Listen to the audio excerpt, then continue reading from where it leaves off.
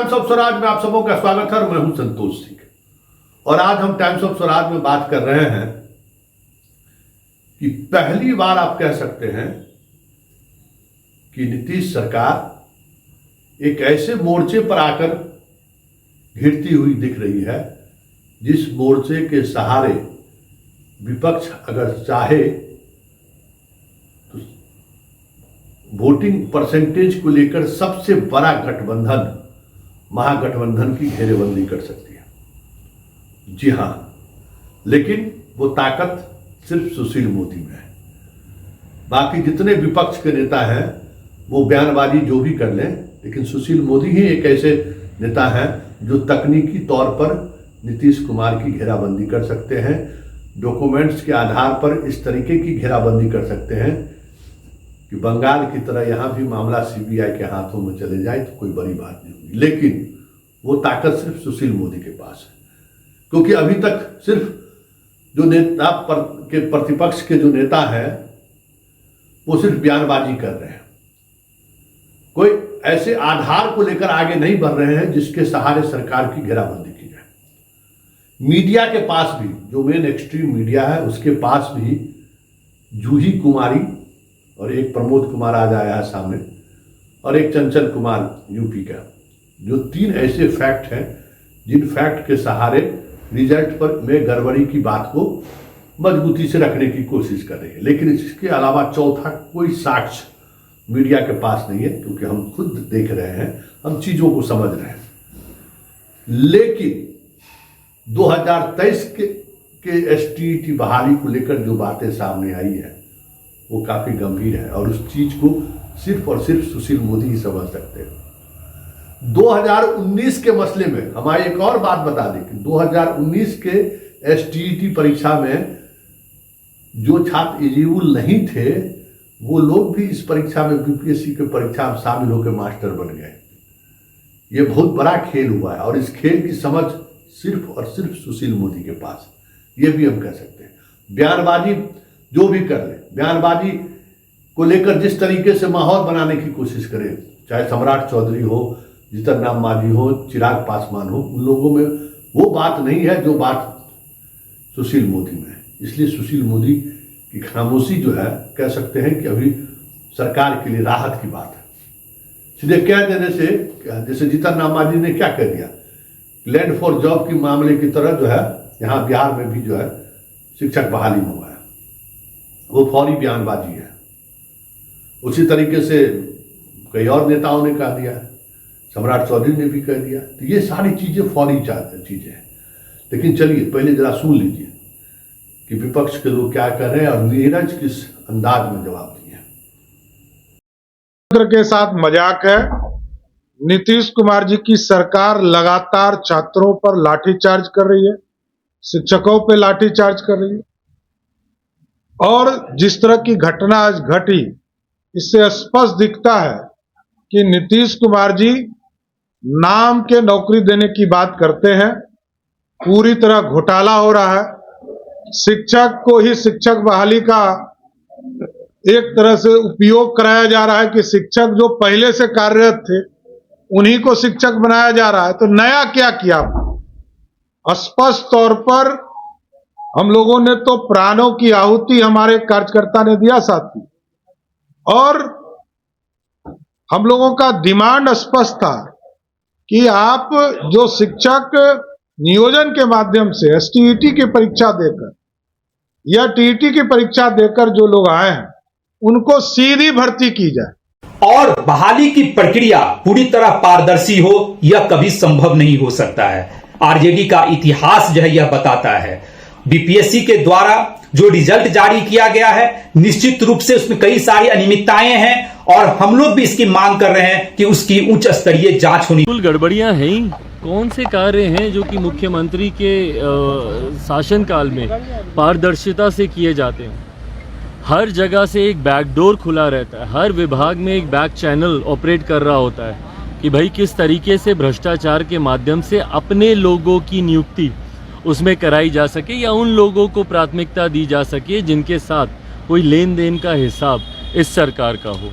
यही कारण है कि इतने सालों से ये नियुक्तियां लंबित होने के बावजूद जब ये करने का मौका आता है तो उस वक्त इस तरीके का आक्रोश देखने को मिलता है। बहरहाल ये तमाम बातें एक झुनझुने की तरह, एक लॉलीपॉप की तरह है। जब जब चुनाव सामने आते हैं तो इस तरीके का एक शगुफा छोड़ा जाता है और उसके बाद अब पूरी तरीके से ये प्रक्रिया पूरी होगी नहीं होगी या फिर ये विवादों में उलझ के रह जाएगी, ये तो आने वाला समय ही बताएगा। बट जब तक प्रक्रिया में पारदर्शिता नहीं होगी इस तरीके के का आक्रोश देखने को मिलता रहेगा। सीरियल भाई जब एक अदद राजनीतिक टिकट जिसको भी सार्वजनिक रूप से बोलने का आपको नैतिक अधिकार भारतीय जनता पार्टी ने नहीं दिया है। बिहार के उन सफलतम युवाओं को जो बिहार लोक सेवा आयोग के शिक्षक अभ्यर्थी सफलतम हुए हैं, उनकी योग्यता पर आप सवाल खड़ा कर रहे हैं। हमारा आपसे अनुरोध है कि अपने विधानसभा क्षेत्र से अगर आपके पास सफलतम उम्मीदवार की सूची नहीं है तो हम आपको उपलब्ध कराने का प्रयास करेंगे। आप एक व्यक्ति का नाम बताइए, उसका नाम, मोबाइल नंबर, और उसने अगर पैरवी की बुनियाद पर हुआ है, पैसे की बुनियाद पर हुआ है तो साक्ष्य के साथ उपलब्ध कराइए, और नहीं तो उन दलित समूह के बच्चों का जिनका शिक्षक अभ्यर्थी में वो सफलतम हो गए हैं, उनके ईमान पर सवाल खड़ा करना या आपके चौथे उम्र की राजनीति में यह आपके लिए राजनीतिक बेईमानी माना जाएगा। तो आपने सुन लिया, लेकिन बड़ा सवाल यह है कि नीतीश कुमार के कामकाज के तरीकों को घेरने के लिए आपको सुशील मोदी की तरह होमवर्क करना होगा। ये अलग बात है कि आज सुशील मोदी कहते हैं कि लैंड फॉर जॉब मामले में जो डॉक्यूमेंट्स सीबीआई को मुहैया कराए वो ललन सिंह कराए।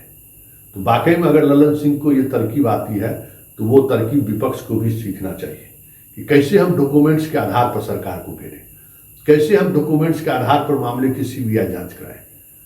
ये सारी चीजें तब होगी जब आप उस डॉक्यूमेंट्स के सहारे बीपीएससी को घेरेंगे। प्रेस कॉन्फ्रेंस के सहारे एक दौर था ना जब लालू यादव की संपत्ति को लेकर रोजाना सुशील मोदी प्रेस कॉन्फ्रेंस करते थे, तो वो डॉक्यूमेंट्स निकालने के लिए आपको मेहनत करनी पड़ेगी, क्योंकि बड़े स्तर पर इस महाबहाली में महाघोटाला हुआ है, ये मैं दावे के साथ कह सकता हूं।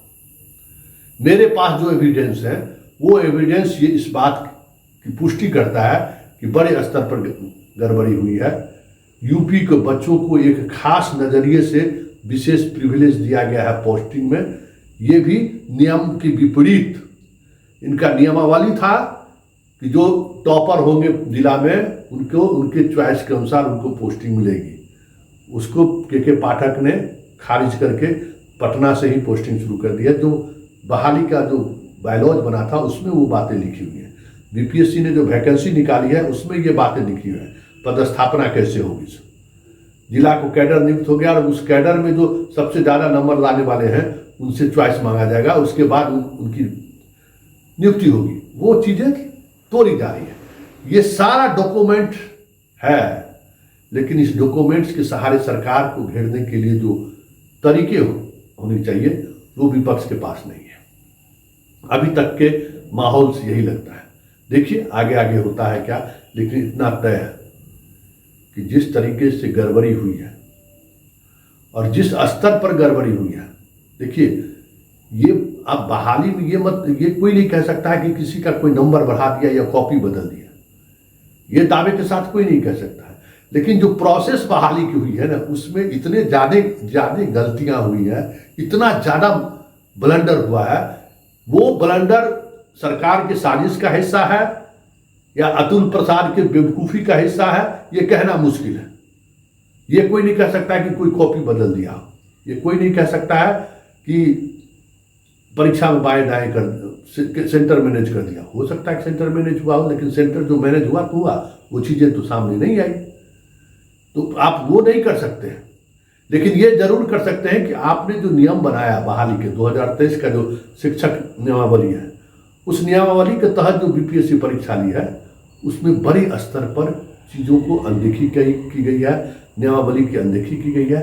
अब देखना यही है कि विपक्ष, क्योंकि सरकार में काफ़ी लंबे वक्त तक रही है नीतीश कुमार के साथ, विपक्ष बीजेपी के पाठक को छोड़कर जो दो अधिकारी अतुल प्रसाद और बिहार विद्यालय परीक्षा समिति के चेयरमैन, वो दोनों बीजेपी के काफ़ी करीब रहे हैं। इसलिए भी थोड़ा मुश्किल है, लेकिन सियासत है, साधना अगर चाहे तो बहुत कुछ कर सकता है। चलिए देखिए आगे आगे होता है क्या, लेकिन इतना तय है कि जिस तरीके से माहौल बनाने की कोशिश हो रही है, उस माहौल में ताकत सिर्फ सुशील मोदी के पास है। और अगर सुशील मोदी ने इस होमवर्क करके बेहतर तरीके से इस खबर पर अगर लग जाए, जितने एविडेंस हैं, तो समझिए कि खेला हो गए। और वो खेला किस स्तर पर होगा इसका अंदाजा शायद सरकार को नहीं हो।